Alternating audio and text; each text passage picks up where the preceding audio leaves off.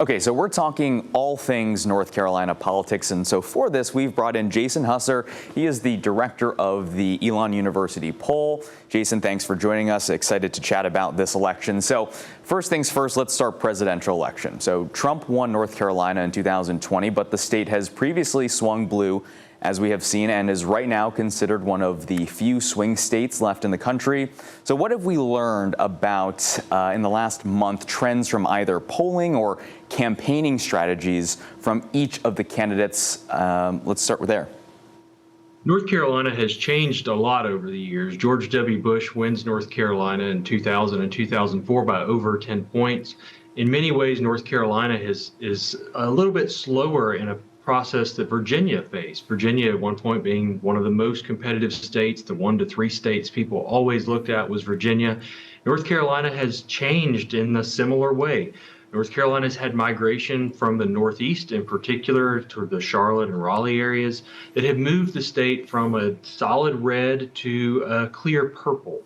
It's still a state that on a good day, Republicans have a slight advantage, but it's one that's very viable. Okay, so from an exit polling standpoint, what are both Harris and Trump going to look for as in terms of a win tomorrow for North Carolina? And are there specific counties or regions that are of particular interest to each candidate that they're hoping to do better in compared to other areas?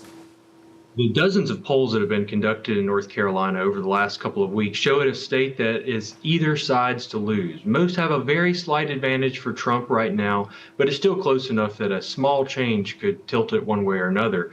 The parties are probably looking at a change from 2020 to 2024 in certain communities in the state.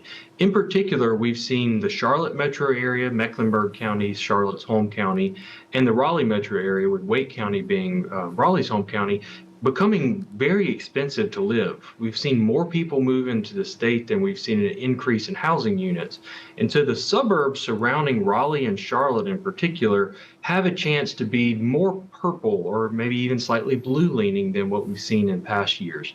In the past, Democrats won by driving up turnout in those core urban centers, and Republicans won by winning the rural areas as well as doing extremely well in the suburbs.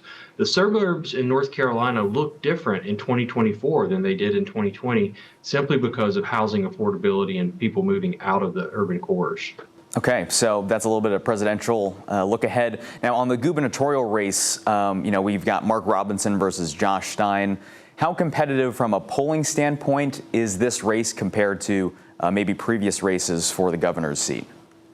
The North Carolina governor's race in 2016 was extraordinarily close. It was a 0.2% difference between the Democrat and Republican. In 2020, the Democratic incumbent governor did much better. He had a 4.5% lead over the Republican.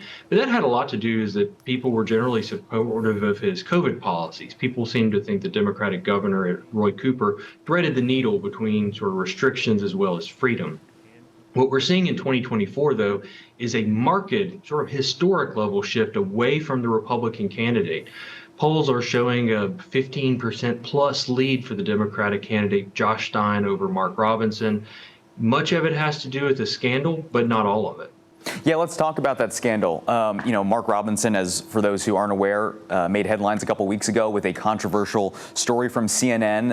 It had information about him that was basically centered around information prior to his political career. So how exactly did that story, the details of which we won't get into right now, but how did that impact his popularity, his campaigning, especially with it coming so close to actual election day? Mark Robinson's rise to prominence in North Carolina politics is really remarkable. He went from a totally non-political career, not in any type of role that would have made him big connections, to really a sensational star in the Republican Party very quickly, vaulting himself to lieutenant governor. He handily won the Republican primary in North Carolina, but at the Elon University poll and most other state pollsters immediately saw some problems when it came to the general election.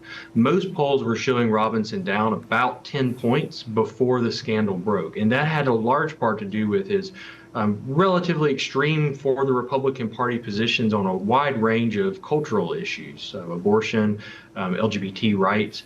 What we've found since the CNN scandal broke is that most polls have shown a further 5 or 6 point decline for Robinson. We found that after the scandal, 8% of Republicans said that they were going to vote for Robinson and then changed their mind.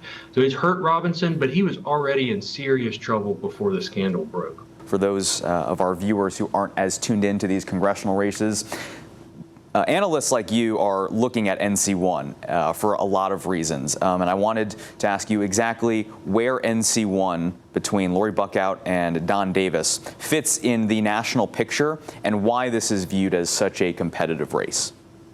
Because of gerrymandering, there really aren't that many congressional districts in the United States as a whole that are competitive. We know that we've seen razor-thin margins in the House of Representatives where a couple of Republicans changing their mind led to a lot of the drama that we saw when the House changed speakers.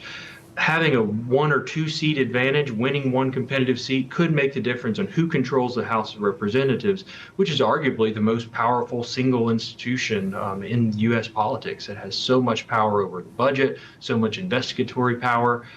NC District 1 is North Carolina's really only competitive congressional district. Across the country, only about 20 of the congressional districts could be viewed as really competitive. There's not been a lot of polling in this district. It's actually really hard to poll congressional districts, and most pollsters don't do it. I didn't poll this district, but what we're seeing in early indicators is that the race started with a slight advantage for Democrats. The demographics of the district are such that if Democrats are having a good year, they're probably going to win the district.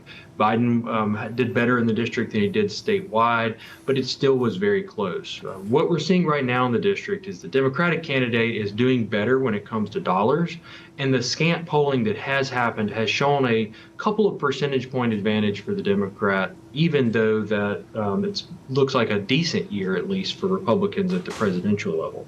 Okay, again, that is Jason Husser, the director of the Elon University Poll, talking all things North Carolina politics. Jason, thanks for a couple minutes. I know it's going to be a pretty busy election season, so thank you for last couple of minutes. Appreciate it. Thank you.